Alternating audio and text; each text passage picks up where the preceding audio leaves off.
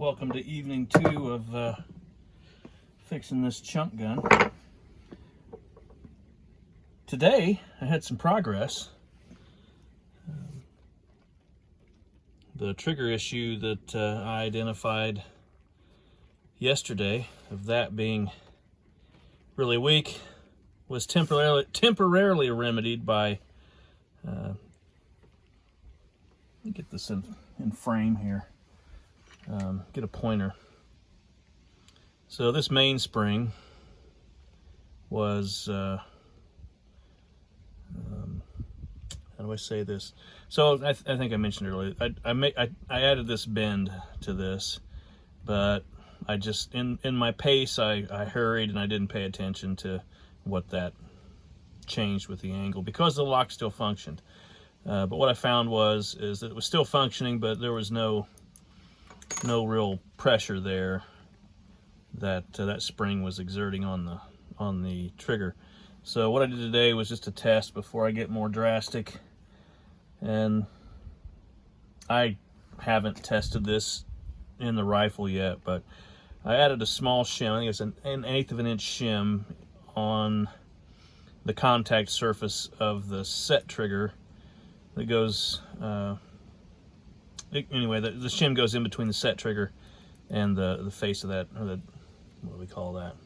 Let's call it the bottom of that spring. So it when you set the trigger, you can see how it's engaged here, and as you can see, it's under some force there, and it's actually hard to push that set trigger down by hand. It was really easy last night, and it's not easy tonight. My issue I think I might have now, though, is this is, let's set it off. There you go. Okay, what you can see here is on the back side of that set trigger is a trap to capture that spring, and it's, it keeps that set trigger from doing whatever the hell it wants to do, and it's locking it in that position. So although I've kind of fixed the problem, I don't know if I'm going to have an issue with that not being able to fully contact the sear on the back side of this lock. And if you haven't seen a lock, there's a lock. But let's do this. There's half cock. There's full cock. Here's what I'm calling the sear. And what happens is, let's just set it all up. So that trigger's set, and what happens is this should ride somewhere about there. Can you see that? I think you can. Somewhere about there in the rifle. And when you hit that trigger, that should come up, and I don't just do this controlled. It'll hit that and release the cock to fall. So that's how that should work. So let's fit it up here and see what happens. It's pretty cloudy out. I don't have much light. Hopefully you can all see this halfway decent. Hopefully it turns out okay. But I'm gonna go ahead and just place the lock in there. Go to half cock. So that's placed in there. I'll go ahead and set that and place that in there. I'm going to have to, the spring being close to where it's supposed to be, I'm going to have to do some wood carving in there to make that work. But let's just see if I can hold that in position to test it. It's kind of hard with the camera where it needs to be. Oh, bear with me. Okay. Do here. Block that up a little. Maybe. I don't know. See what happens here. Let's go ahead and go to full cock.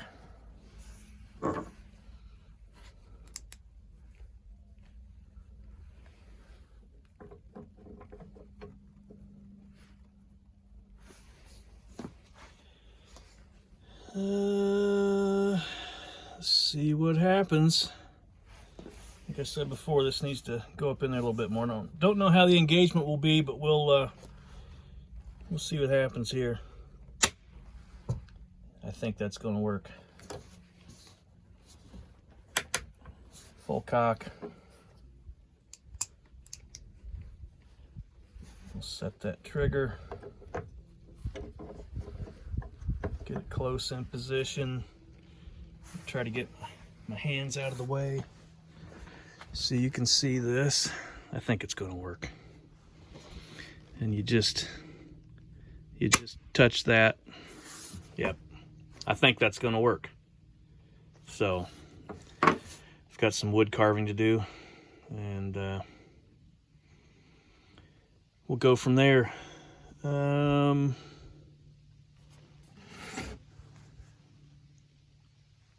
I may be at a challenge doing some woodwork here. Let me swing you around, show you what I got. There's my vise, and I don't want to take the barrel out of the gun, and the barrel is quite heavy, so I'm going to have to do some rigging here to support the barrel while I clamp this in the stock and go from there. So I'll see you in a minute.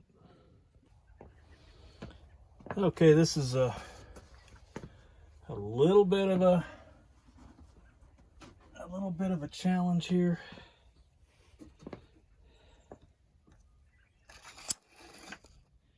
Try to get everything in scene here so you can see what I'm doing.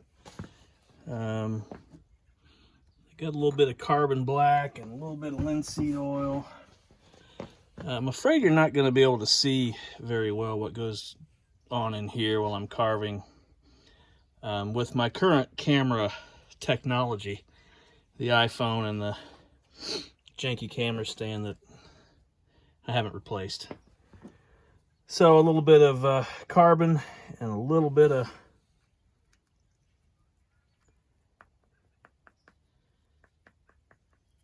linseed oil and a little bit of carbon, maybe a little more.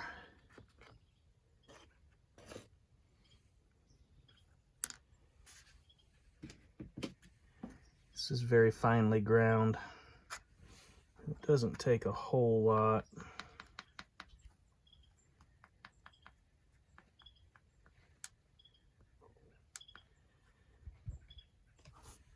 And I'd like to be able to soot this with a candle, but in the move of the shop, I seem to have lost my good beeswax candle. So this messy, let's call it ink, will have to work. So I need to bed that, that I've just put, let's call it ink on. I need to set that so the spring's at its highest point, and then set that in position, and just touch it in here, and then that should leave an imprint, which it did. I don't know if you can see it, but right there, that bit of black, there's a little bit here too. That's all I need to take out. When you're candling something in, that's what this would be called. You just carve away whatever shows up. Don't carve any place else, or you'll carve what you don't need to carve. So just, I'm gonna carve that out in a couple little spots here. And if you know what's going in there, you can kind of feel out, like early on, you can kind of feel out how much you need to take away, and you might want to hog it out. But I'm just gonna touch this here.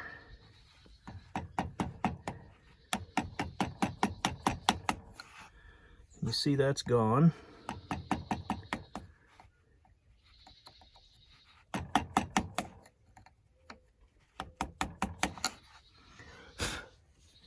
And I see a touch right there from a screw. I can use a gouge on that.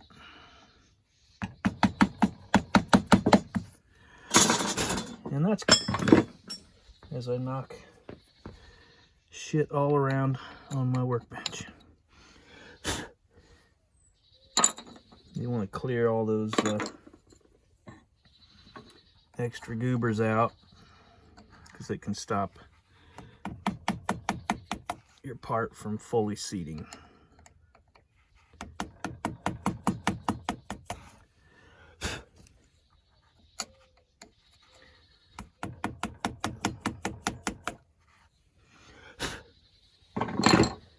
Okay, this is tedious and somewhat bothersome, but it really is the only way to do this right.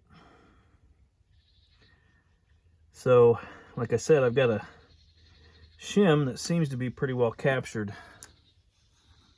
in here, and I'm going to have to make sure that that shim doesn't come out, and I've got some options.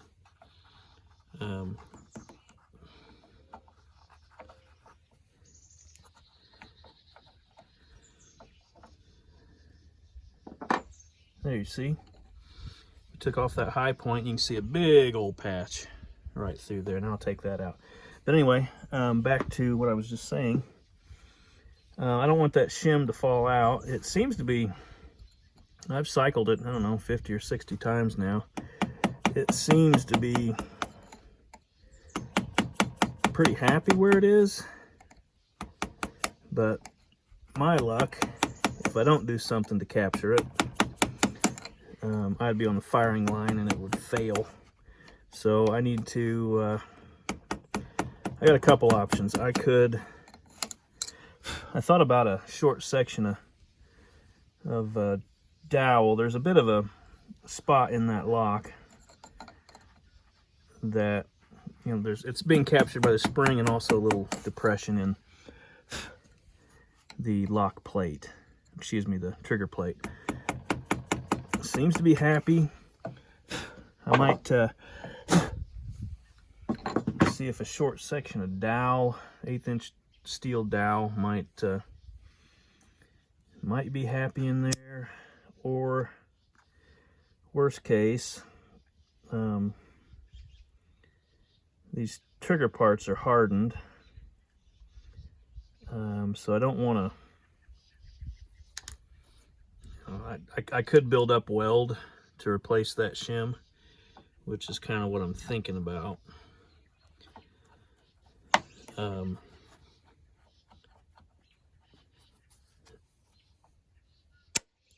But I got to be careful with heat. Just keep watching along while I run my mouth. There's some more to carve out. But I got to be careful with the heat, with a little bit of weld on that trigger. My other option, which I really don't want to do, is fabricate another trigger, which, you know, maybe that's the way to go.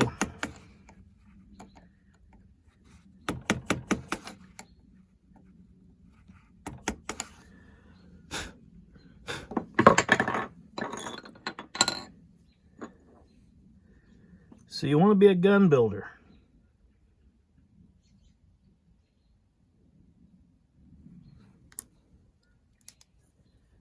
This is it. Some of the finicky things that go on.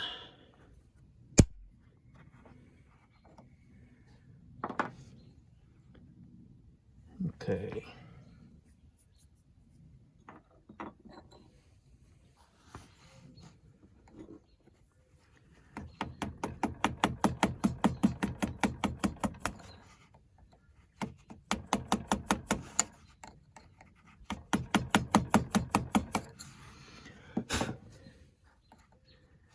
Just taking away the high spots.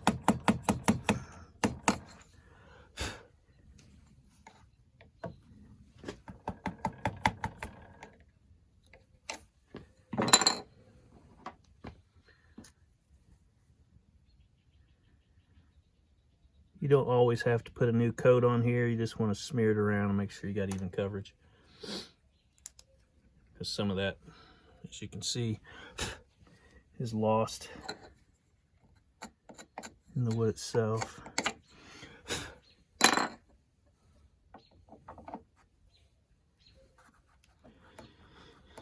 And every time you do that, you just get a little bit closer.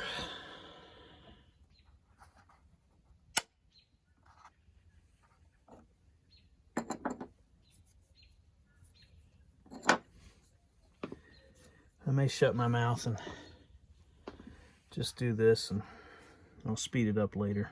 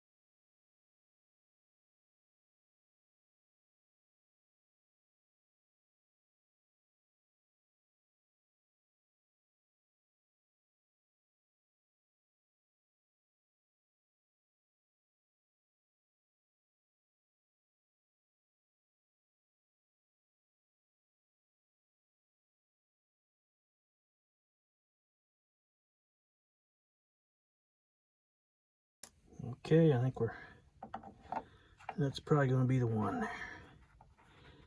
Yeah, it feels really good.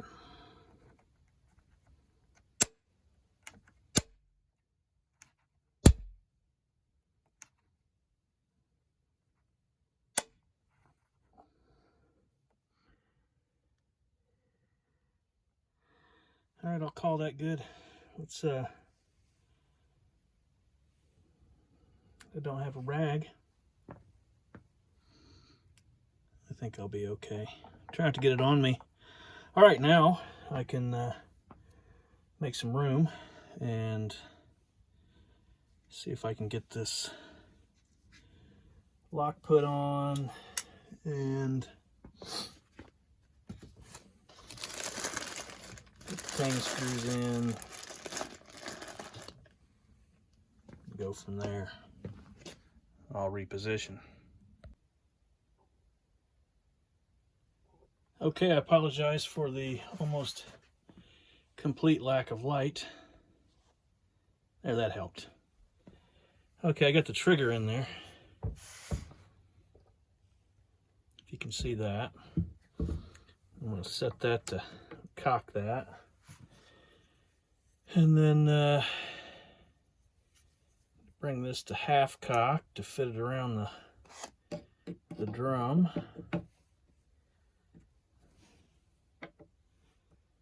Okay. All right. Just to see how we're doing here. There's full cock. Trigger set. Bang. The sear wants to. That's good. I got good contacts. The sear wants to press against the set trigger. That's why that jumps out. So. Touch. There we go. I feel pretty good about that. Sounds a little vicious. I can see where the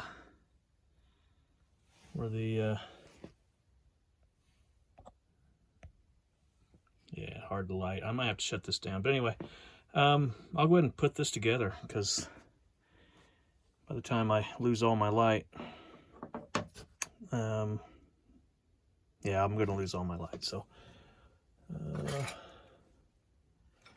I'll leave you on for a minute.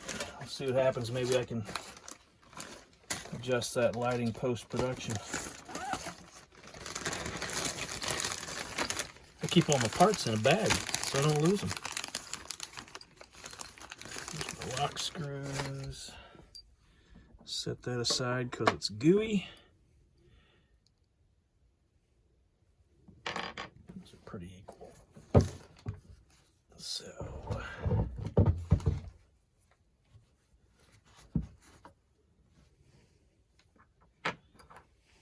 should be equal.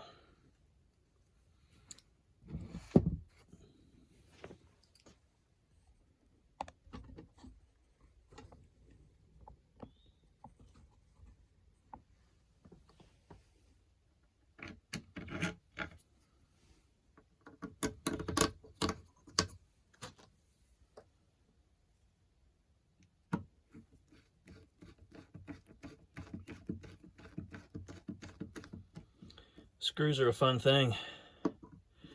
You can tell the craftsman from the novice when their screws don't line up with the form. So if I remember correctly, that one's there. This one should be a little snake eye. Yep. That's a snake upside down if you didn't notice. Okay, now the trigger.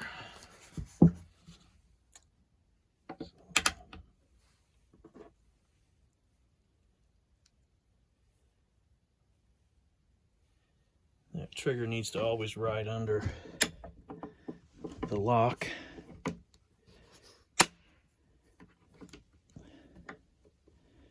So that's that, and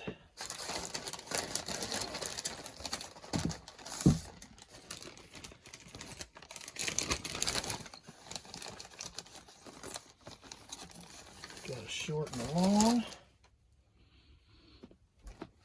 What won't be fun is taking all this apart again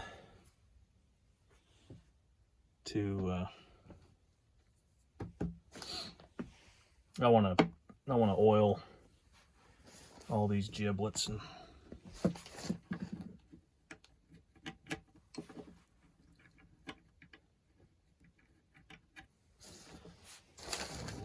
it's not fun when you're trying to capture it all on video.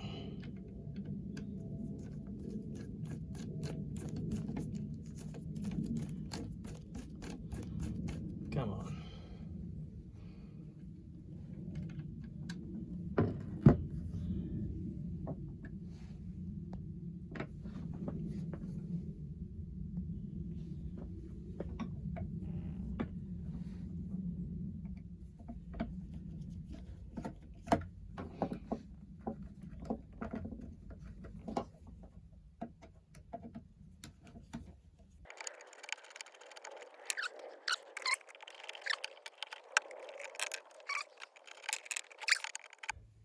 There's the tiniest little spring right there that keeps the set trigger in a position to capture, or excuse me, the touch trigger. Tiny little spring under a screw that is a little off there. Just barely touches that hole, and I remember that now. And that's why I used, what is this, 832, probably an 832 to go in that hole. So I need to chase those threads, get a new screw, and go from there. But the back one's happy. So that's it for tonight, fellas. I'll pick up from here.